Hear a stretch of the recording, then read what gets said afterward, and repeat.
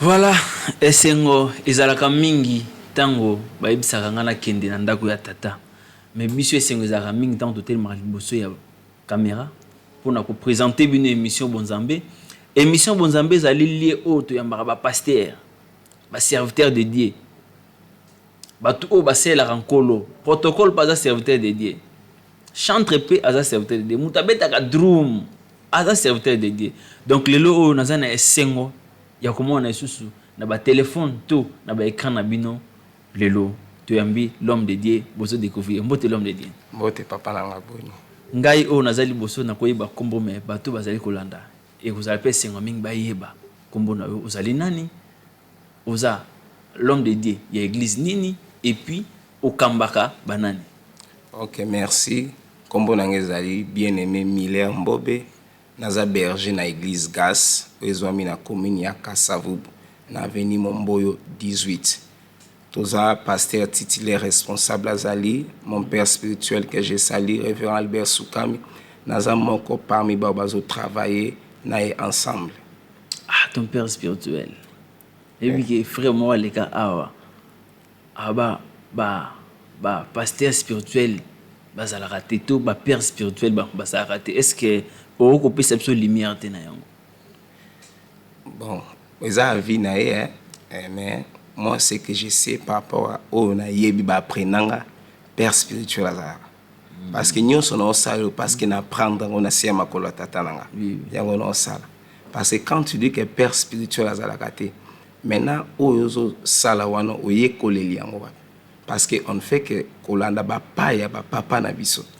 Là, je vais vous dire vrai que père spirituel azalaka. Pour nous sala, ils ont ba trace on a yekoli pa tata nangai.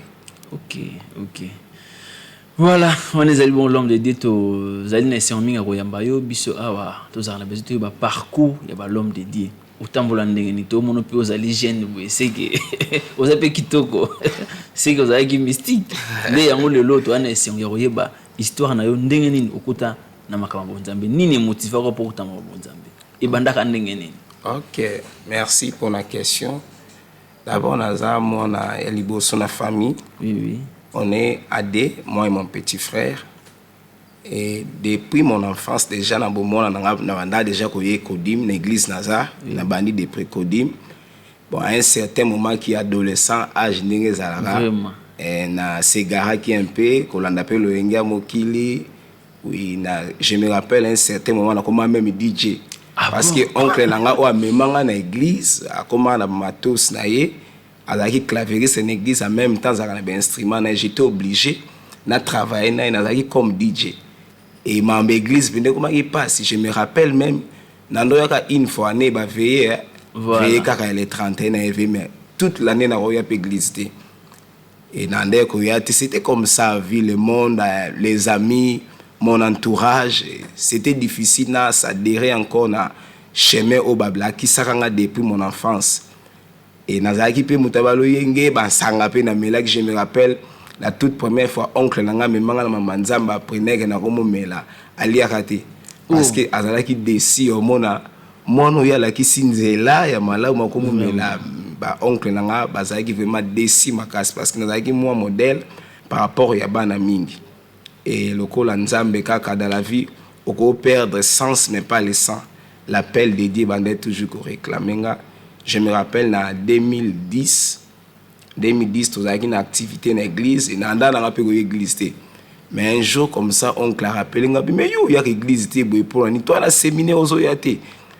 Mais bon, ça va, c'est pas un problème. Pourquoi on a et tant on a eu na moi na église normale na souka singa edenga to quand ça ben instrument parce que zaki technicien un clavieriste et na aider to quand ici ben instrument lobi pe na ye petit à petit na bandi un peu comme pesa na makambango mais na yamba no Christ te même tout ces temps na zaki ne kodim na musique kaka et qui DJ bon tant on a bandi ko s'adhérer na oncle musique pe na comme na pe kotika mais to zongo moi mukina na ki DJ et bande ko sala ndenge nini po okindaka église te o s'intéresser mingi na musique. Bon plus nande ko se retrouver nango na omona mbongo so nakebeta na soka mbongo à église nakenda nanga kofanda na oyoka mateya mais soki oncle abenga matanga to fête nayebi ke moi j'ai boza la souka, c'est ce qui me motive ya ko préférer ko beta musique que ko église. Et on doit tomber ba dimanche. Bon, pas seulement ba dimanche, souvent ba fête mingi za vendredi samedi mais yemo kutu za ki bo uti fête samedi église mais moi za leka bolembu moko négligence moko ande komona na elenge na pena ba mas na kenda église. Je ne m'intéressais pas vraiment dans ça.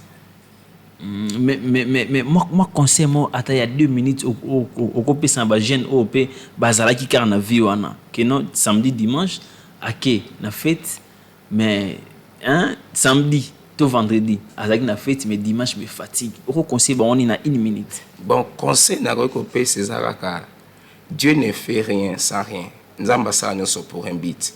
So nzamba permettre aux hommes makasi tous à souffle de vie. Dieu sait pourquoi. Yango na ngena conseil na batu nyonso bazolanda biso. Okoyi kozora na otana ebele. Mais ne fils que 1 heure pour Dieu suffit na vie. Bible lobi vaut mieux 1 heure dans ta présence que 1000 heures ailleurs. À quoi bon aleksa batana nga ebele na ba futilité na makambo pamba. Mais nzamba za ne fils que besoin ka ya 1 heure wana oza important.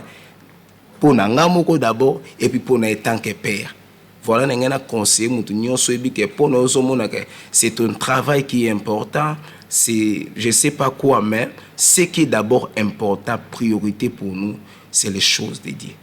Yango okoyi kozana batana na ebeli mais cherche ya ko lukane fisque 1 heure pour Dieu, ça sera important dans la vie. Oui, tu continues à biso et puis na ba séminaire ou comment il ko ba séminaire d'un grand frère. Ouais, na komi ko ya ta on a oncle na ngai. Oncle.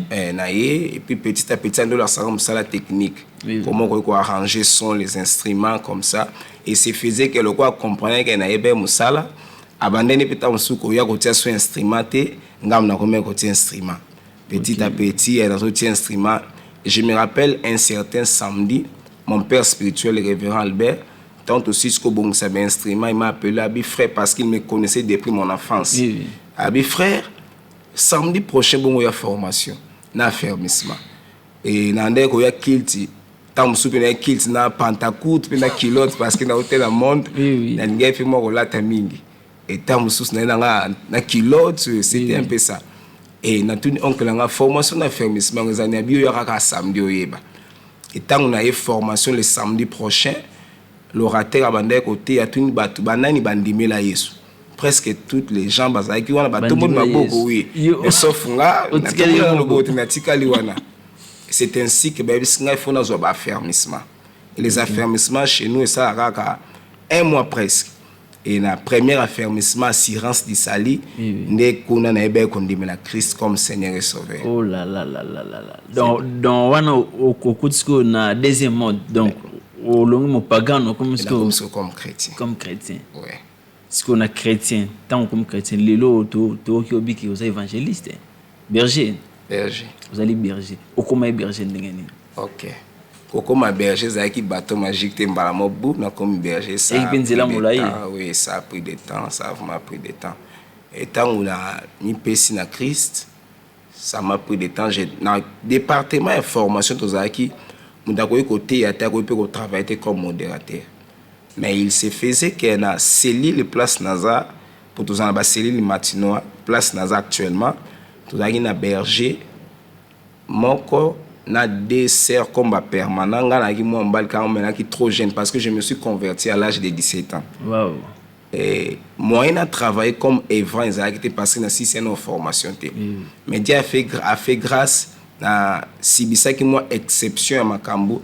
Vu que bala basi bazaki un peu tongo mo makambo il se faisait qu'un andeko un peu avant et les bergers avaient motivation nanga détermination nanga andi ko pesa un espace tam suna modéré dans bandara d'abord na modération et je me rappelle d'ailleurs nanda ko m'a batuke nga za sous berger après berger a ozarangai mais na yaki sima baté belé bi après ozarangai écrire que ba problème non écrire que problème té ba mo permanent ba mo be nga sous berger même ils sont na salé loko mo té fait na saloka na yo sous berger salité et je m'appelais comme ça pour moi ezaki d'une manière qu'on s'amuser mais Dieu dans son plan il avait réservé quelque chose.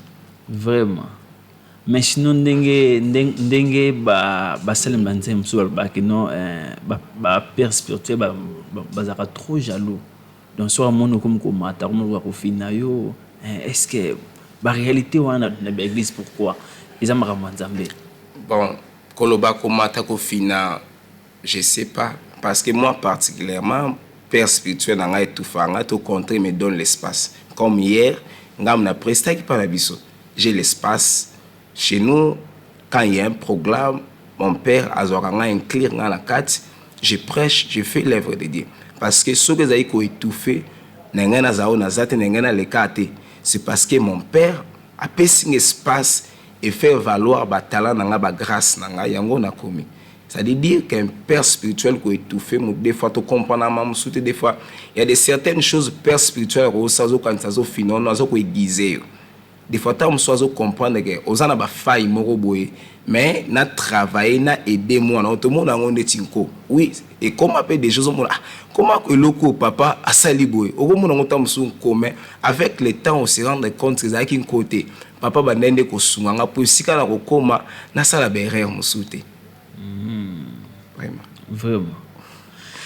Voilà, toujours ko bana émission na biso ya Bonzambe, Bonzambe zali émission o basala nzambe babet la biso masolo parcours na bango ndenge elekaka et puis ndenge nini batambolaki et puis tant yo zali ko landa émission o yo kaka mingi partie ya malamu parce que eko aider lobby pe oko zana même nzela oyo basala nzambe bazali koleka. L'homme de Dieu, pourquoi basala nzambe oyo bazali ana oyo bakambara déjà pour ne pas balayer les problème.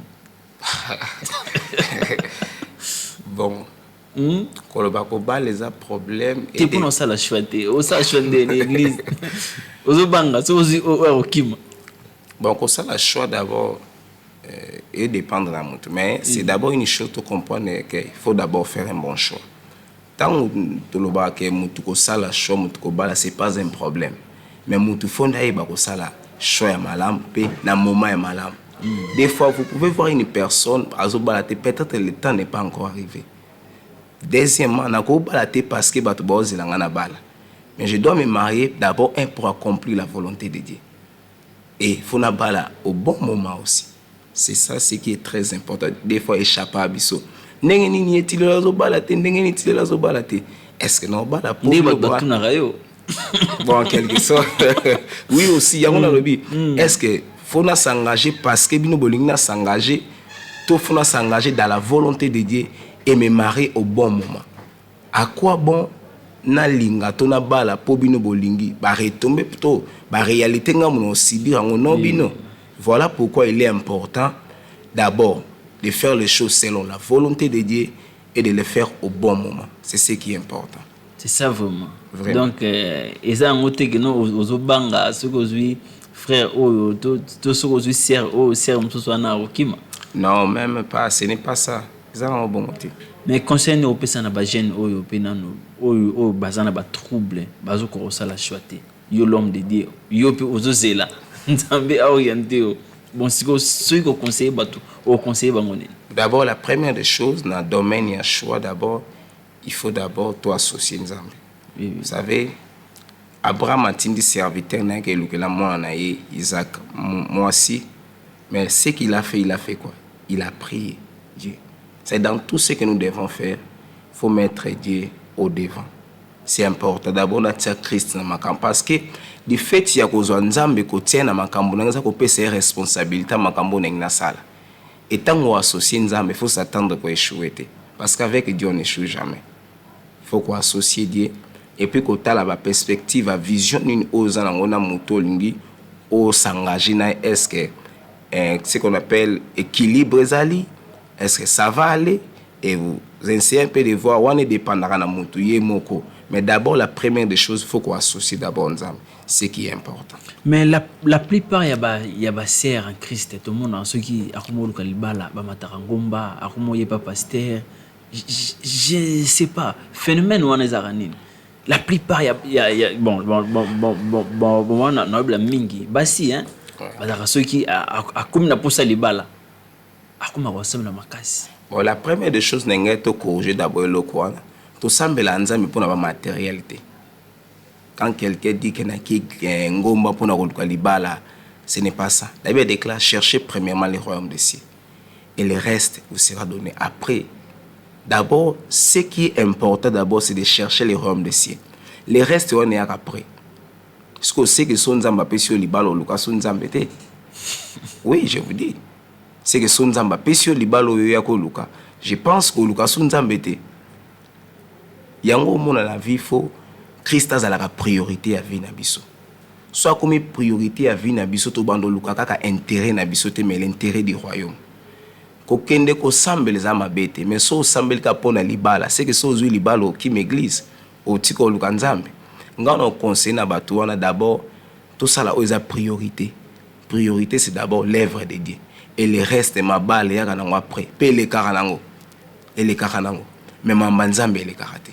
Olena kende ngomba na luka libala na luka ko za mabete.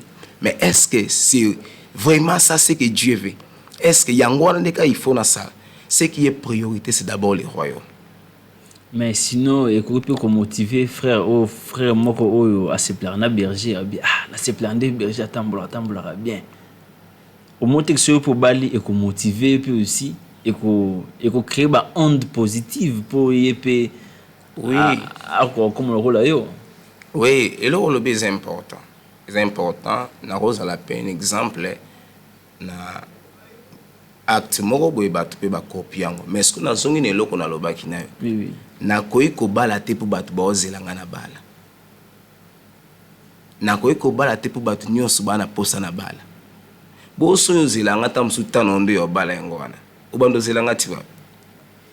Peut-être moi mon temps n'est pas encore arrivé. Et puis on n'a pas tous la même vision. Peut-être ngana ozela na se stabiliser d'une manière d'une autre pour na bala peut-être yo stable. C'est-à-dire pour na s'engager faut na zelaka berger tabala non. Oui, c'est bien bon berger bali c'est une bonne chose ngapena ko bala. Mais pour na bala faut ka te pour soki berger na nga bali na bala parce que biso doit destiné mon côté. To go bota mama passa mais biso mi ba etoza objectif mon côté na vie. Yo ko kende liboso au réussir mais tant mususu ngana oya après na avancer ko le kayo. Mais li ko lobaka pour réussir tout pour s'engager dans un domaine quelconque et aussi na ka to mona nga berger na on a sali oui c'est bien comme on nga na sali lo ko copier c'est pas mal mais c'est pas forcément ça parce que to zabiso no sto nzela mo côté to ko accomplir makambo biso no ndenge mo répéter l'homme de Dieu to zo ka na bokebi nyonso tout na mutu na moko semaine passée au théâtre combien de personnes au babongo le monter matin que berger. Semaine passée na té na ba matinale on a non en dehors de l'église en dehors comme ça en dehors église bon juste une personne c'était juste une sœur na té qui on s'est rencontré comme ça sœur ou tout préparé pour aller bas non même pas ça c'est sœur dans ce sens que na une famille on s'est familiarisé déjà c'est une fille ayaki tout le monde a voyagé na épée j'ai eu le temps jusque pendant que tu es au solo là je me suis rendu compte que à la base il y a christianisme était dans mes côté elle a donné sa vie à Dieu. C'était le mercredi na wobo sanango. Ah bon. Ouais. Merci beaucoup. Ezali bongo berger to zali na émission Bonzambe zali émission to blaka mama Nzambe. To belaka kaka makambo ya Nzambe. En dehors Nzambe to betara so mususu te. Yango moni to tuniope côté makambo parce que ça fait partie à motiver aussi ba fidèles oyo ozali ko encadrer. Mais ce côté ceux qui copient ça conseil na mukuse okope ça ba tout conseil ni par rapport ya vie oyo bande ko mener. Les autres monde ba DJ ba zebele. Ouais. Okope ça mon conseil. Les autres monde ba tibi ba na komena masango lango. Okope ça mon conseil ni tant que l'homme de Dieu. Bon, conseil na okope ça na ba teza kaka ke nyonso to ko sala to nyonso mtako ko sala siko et les carnans mais sauf la parole ne passera jamais sauf la parole nyonso to sala masanga basi tout passera mais sauf la parole conseil na ko pesa za ba tout caractère au lieu de passer ton temps na ba futilité na makambo za pamba o ko aider foi na yote vaut mieux abandonner ya kolanda Christ vaut mieux abandonner et couper sa vie par Jésus. Ce qui est important, c'est le royaume. Non autoso salé et les cas. Ce n'est rien. Tout ce que nous voyons là, ça passera. Mais sauf la parole. La parole ne passera jamais. Alléluia. C'est la seule assurance que nous avons. Assurance, c'est ça qu'on a famille en bon côté. J'ai toujours dit aux gens, vrai yanké na vie za muto za na armée te. Vrai yanké na vie za muto za na bon côté. Mais yanké za muto ebi Yesu na vie ne lokwa mo kontipe mo bix. Pour atteindre le lois de côté, mais il y a la vie éternelle au Rolandaï. Voilà pourquoi j'aimerais conseiller à tout le monde. La vie autoso menée, ça n'aboutira à rien. Voilà pourquoi il déclare que servirait-il à un homme de gagner tout et s'il perdait son âme. À quoi bon bayemba kio? À quoi bon mokile tanga ba kombono? À quoi bon zaki na mbongo basi o salaki lo yenge? Mais mukolo suka, le kole sazoba, je ne vous ai jamais connu. Voilà pourquoi on est interpellé. Ce qui est important, c'est de suivre Jésus. C'est ce qui compte. Ce qui est important, c'est de donner ta vie au Seigneur Jésus. C'est ce qui est très important dans notre vie. Voilà, ce qui est important, c'est de suivre Jésus-Christ. On a maloba ya berger. Oyo asili kopé sabiso. Nalaki na esongo ya kosoana yo ya kosano ba entretien ya kosoana par rapport ya vie au menaki et puis na ndenge to komilelo en tout cas toza na esongo mingi ya koyamba yo na émission na biso ya bonzambe. To sengi merci.